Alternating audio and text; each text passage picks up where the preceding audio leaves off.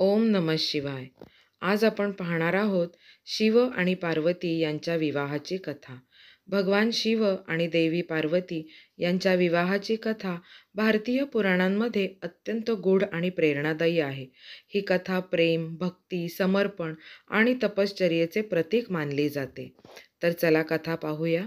सर्वप्रथम भगवान शिवाची पत्नी सती हिच्या निधनामुळे ही कथा सुरू होते. सती ही दक्ष प्रजापतीची कन्या होती आणि तिने तपश्चर्या करून भगवान शिवाशी विवाह केला होता. परंतु तिच्या वडिलांना म्हणजेच दक्ष प्रजापतीला शिवाची जीवनशैली अजिबात आवडत नव्हती. एकदा दक्ष प्रजापतीने एक मोठा यज्ञ आयोजित केला आणि सर्व देवतांना आमंत्रित केले, पण भगवान शिवाला आमंत्रण दिले नाही. सतीने शिवाची परवानगी न घेताच यज्ञस्थळी जाण्याचा निर्णय घेतला. तिथे जाऊन तिला कळले की तिच्या पित्याने शिवाचा अपमान केला आहे. ते सहन न झाल्यामुळे तिने योग अग्नीमध्ये स्वतःला भस्म केले. भगवान शिव यामुळे दुःखी झाले आणि त्यांनी आपल्या गणांसह यज्ञस्थळी जाऊन यज्ञ उद्ध्वस्त केला. यानंतर ते पूर्णपणे संसार आणि जगाकडून विरक्त झाले आणि कैलास पर्वतावर तपश्चर्येत मग्न झाले. दुसऱ्या जन्मात सतीने हिमालय राजाच्या आणि मैनावती देवीच्या पोटी पार्वती म्हणून जन्म घेतला. लहानपणापासूनच पार्वतीला भगवान शिवाविषयी आकर्षण होते. तिने शिवाला आपला पती म्हणून मिळवण्याचा निश्चय केला. तिने आपल्या मातापित्याला अनेकदा सांगितले की मी फक्त भगवान शिवालाच माझा पती म्हणून स्वीकार करेन, अन्य कुणालाही नाही. मात्र हिमालय राजाने आणि मैनादेवीने हे मान्य केले नाही. ते तिचा योग्य राजा किंवा राजकुमाराशी लग्न लावून द्यायचे इच्छित होते. परंतु पार्वती निश्चयपूर्वक कैलास पर्वताकडे गेली आणि तिने भगवान शिवाला प्रसन्न करण्यासाठी तपश्चर्या सुरू केली. ती कधी फक्त झाडाची पाने खायची, कधी फक्त पाणी प्यायची, तर कधी फक्त वायू सेवन करून दिवस काढायची. तिच्या या कठोर तपश्चर्येने सर्व देव प्रभावित झाले होते. भगवान शिव अजूनही सतीच्या वियोगाने विरक्त होते. ते खोल ध्यानात मग्न होते आणि त्यांना आपल्या पार्वतीची तपश्चर्या अजिबात जाणवली नाही.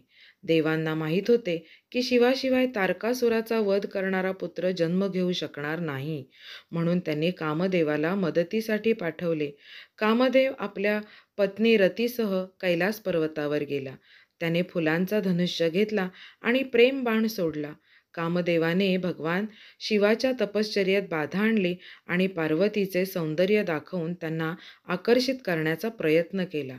मात्र भगवान शिवाने आपल्या तिसऱ्या डोळ्याने कामदेवाला जाळून भस्म करून टाकले. कामदेवाची पत्नी रती अत्यंत दुःखी झाली. तिने भगवान शिवाची प्रार्थना केली आणि म्हणाली, माझे पती परत आणा, प्रेमाशिवाय जग कसे चालेल. भगवान शिव शांत झाले आणि त्यांनी तिला वर दिला की कामदेवाचा मृत्यू झाला असला तरी तो अनंग शरीररहित स्वरूपात कायम राहील. तो आता लोकांच्या हृदयात प्रेमभावना निर्माण करेल.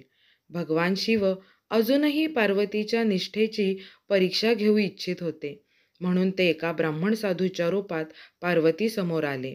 ते म्हणाले, हे राजकन्ये, तू इतकी कठीण तपश्चर्या का करत आहेस? शिव कोण आहे?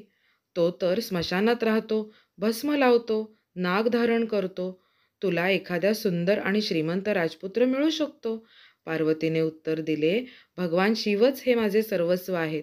ते केवळ बाह्य रूपाने वेगळे आहेत, पण त्यांच्या अंतःकरणात संपूर्ण सृष्टीचा उद्धार करण्याची शक्ती आहे. मी त्यांनाच पती म्हणून प्राप्त करीन. हे ऐकून भगवान शिव प्रसन्न झाले आणि त्यांनी आपले खरे रूप दाखवले. त्यांनी पार्वतीला सांगितले, मी तुझ्या भक्तीने प्रसन्न झालो आहे. तुझ्याशिवाय माझे जीवन अपूर्ण आहे. आपण विवाह करू. भगवान शिव जेव्हा विवाहासाठी हिमालय राजाच्या दरबारात पोहोचले तेव्हा त्यांची वरात खूप विचित्र होती. नंदी बैलावर स्वार, भूत, प्रेत, पिशाच, योगी आणि गण यांची गर्दी, शरीरावर भस्म, गळ्यात नाग हे पाहून पार्वतीची आई मैनावती देवी घाबरली. तिने हिमालय राजाला सांगितले की हा माझ्या मुलीसाठी योग्य नवरा नाही. पण मग भगवान शिवाने स्वतःला सुंदर रूपात प्रकट केले. त्यांचे ते तेज पाहून सगळे थक्क झाले. हिमालय राजाने कन्यादान केले. देवांनी फुलांची वृष्टी केली. पार्वती व शिव विवाहबंधनात अडकले. शिव पार्वती विवाहानंतर संपूर्ण सृष्टी आनंदित झाली. पार्वतीने प्रचंड तपश्चर्या करून भगवान शिवाला पती म्हणून प्राप्त केले होते. शिव हे वैराग्याचे प्रतीक आहेत, तर पार्वती संसाराचे प्रतीक आहे. त्यांचा विवाह जीवनातील समतोल शिकवतो.